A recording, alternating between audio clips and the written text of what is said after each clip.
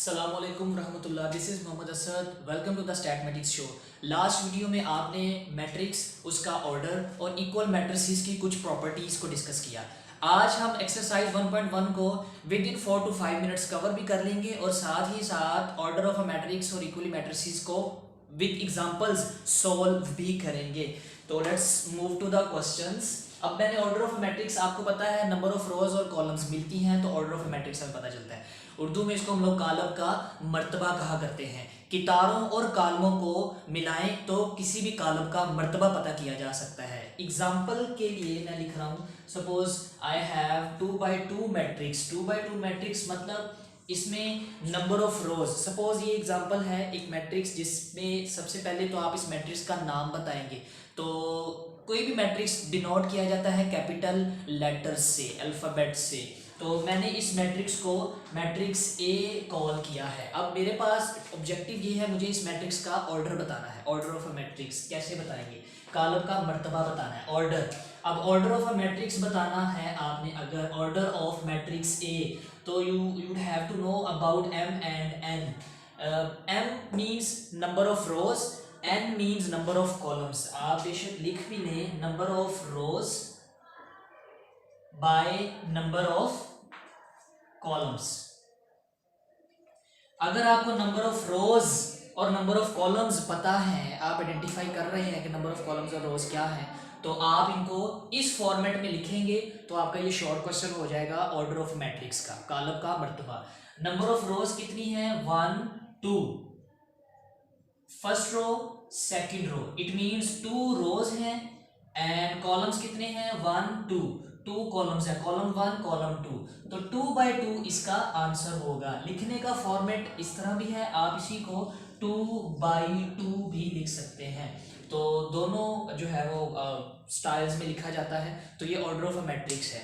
Number 2 जो बहुत important है कि आपने इक्वल मैट्रिसेस के बारे में अगर बताना है कि whether the 2 matrices are equal और नॉट, तो आपको उस मैट्रिक्स का ऑर्डर और उस मैट्रिक्स के एंट्रीज का जो है वो देखना है कि अगर मैट्रिक्स का ऑर्डर और उसकी एंट्रीज सेम है देन आप ये कह सकते हैं कि दोनों मैट्रिसेस इक्वल हैं। सपोज एक मैट्रिक्स मेरे पास है 2 4 6 9 और सेकंड मैट्रिक्स है 3 4।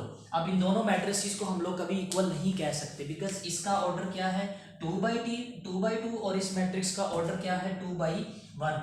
जब ऑर्डर ही सेम नहीं है तो हम इनको इक्वल मैट्रिसेस नहीं कहेंगे। फर्स्ट पे जो अजम्पशन थी वही फुलफिल नहीं हुई है। याद रखना है, इक्वल मैट्रिसेस के लिए आपको 2 चीजें चेक करनी है। फर्स्ट पे आपने देखना है उनका ऑर्डर सेम होना चाहिए, इक्वल ऑर्डर होना चाहिए। जो भी 2 मैट्रिसेस जिनको आप चेक कर रहे हो कोई इक्वल है या नहीं। सेकेंडली आपने देखना होता है उनमें जो एंट्रीज लिखी हुई है, entries would be same, entries भी सेम होनी चाहिए।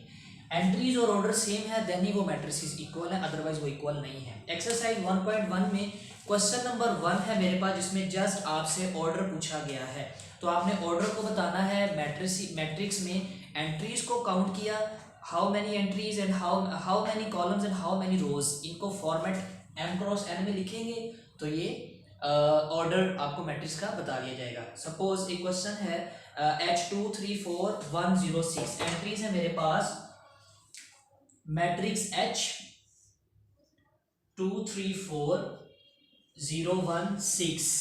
ऑर्डर बताना है आपने, order of matrix H, order of matrix H।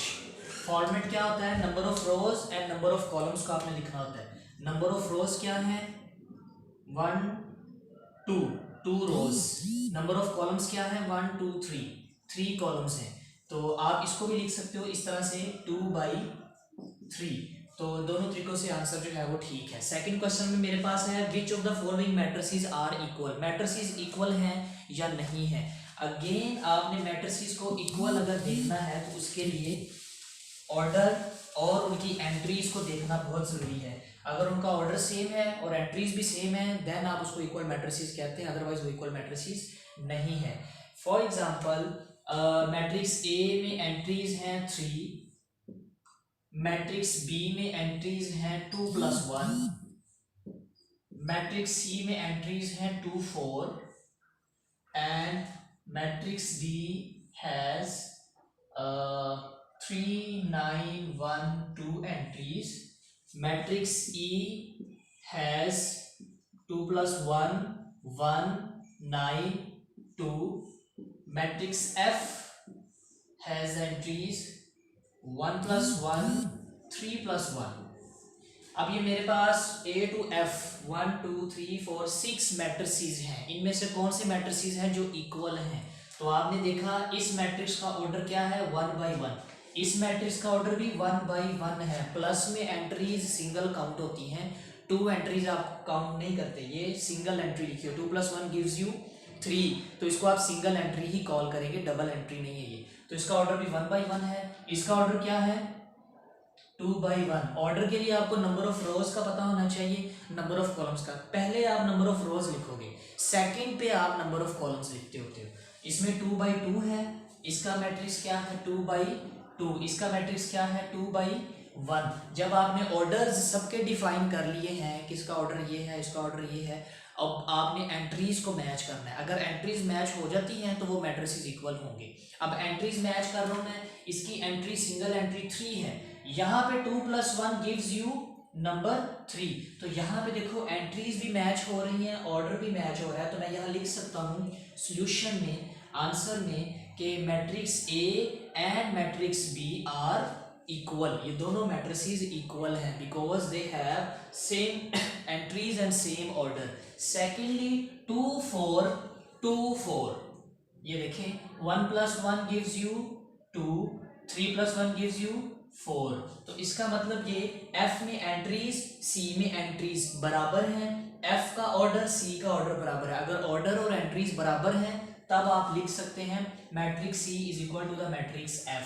इस पे इसी तरह D देखो तो 1 2 3 4 4 एंट्रीज हैं, 2 plus 1 3 1, थर्ड एंट्री 9 है, फोर्थ एंट्री 2 है।